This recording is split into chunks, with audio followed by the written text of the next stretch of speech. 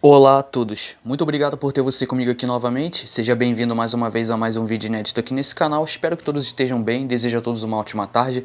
Pessoal, hoje eu gostaria de comentar sobre Wrong Turn 4, Pânico na Floresta ou Pânico na Neve, seja como você preferir, filme de 2011 escrito e dirigido por Declan O'Brien, diretor do filme anterior que é Pânico na Floresta, no caso Floresta do Mal Caminho da Morte, o título em português, mas em inglês o título original Wrong Turn 3. Eu prefiro abordar o título em inglês, pois se a gente for falar dos títulos em português, isso aqui é uma completa bagunça, né?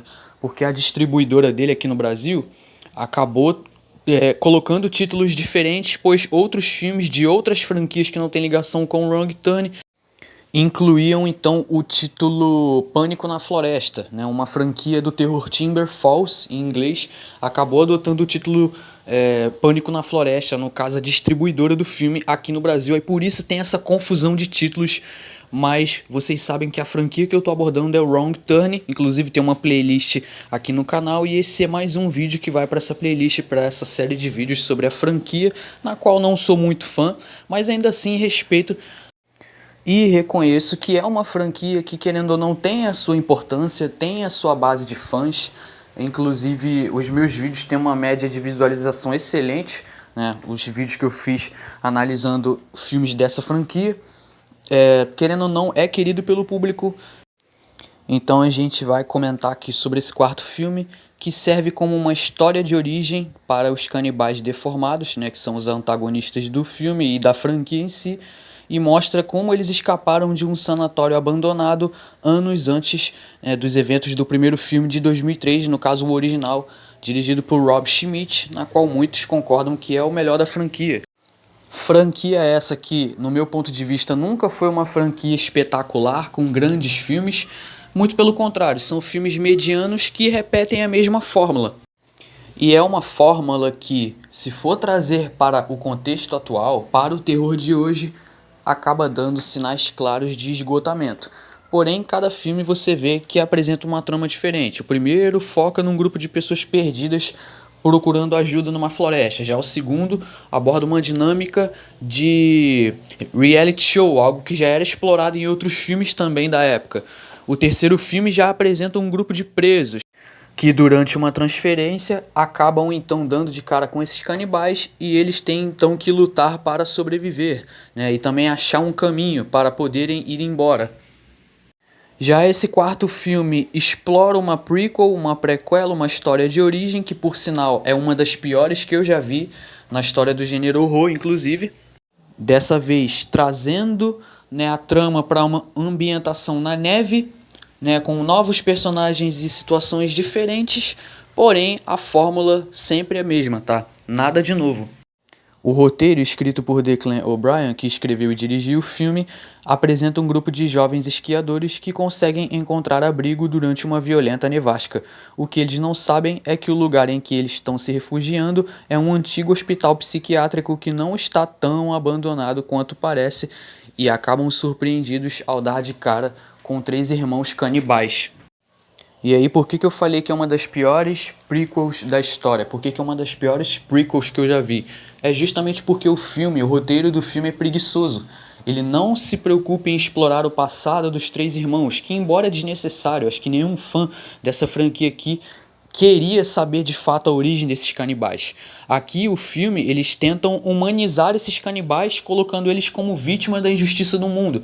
Algo que é totalmente, tipo assim, ilógico, né? Você não tem que sentir pena, você não tem que sentir empatia por um assassino que mata e come as pessoas, como é o caso aqui desses canibais apresentados no filme.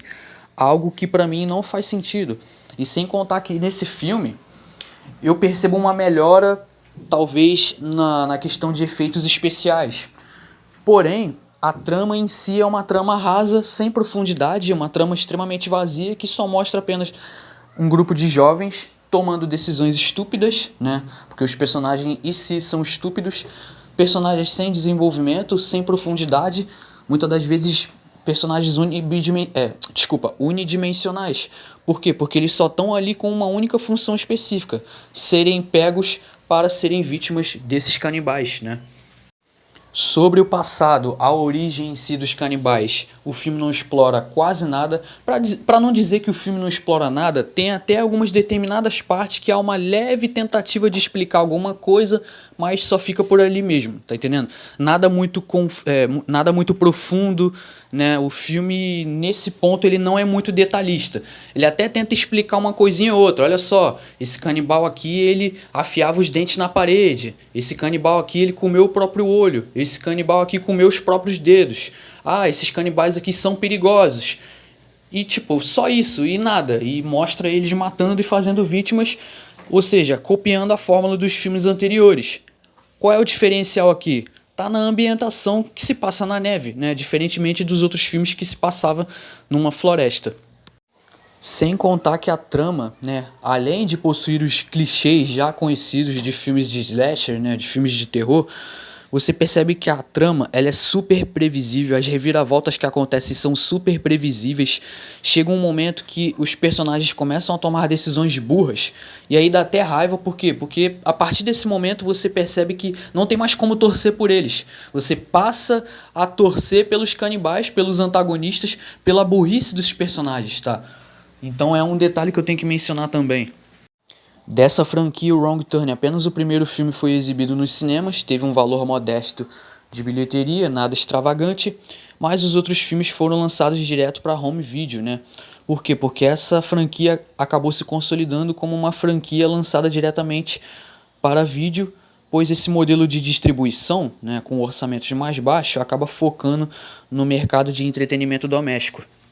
E esse filme foi mais um que, na época que lançou, saiu direto para DVD e Blu-ray, né? Porém, não teve um retorno tão grande assim, tá? Então você percebe que é um padrão dessa franquia ter resultados tão baixos, né, quanto a questão de venda para home video, embora o primeiro filme tenha alcançado um resultado modesto quando exibido nos cinemas. Bom, eu fecho o Wrong Turn 4 com a nota 3. É um filme fraco, mas tá aí para quem quiser assistir. É uma opção de entretenimento. Vou ficando por aqui, espero que todos tenham gostado da análise. Deixe seu like, comente sua opinião abaixo. Muito obrigado a todos pela paciência e pela atenção. Fortíssimo abraço. Por hoje é isso. Muito obrigado e até mais.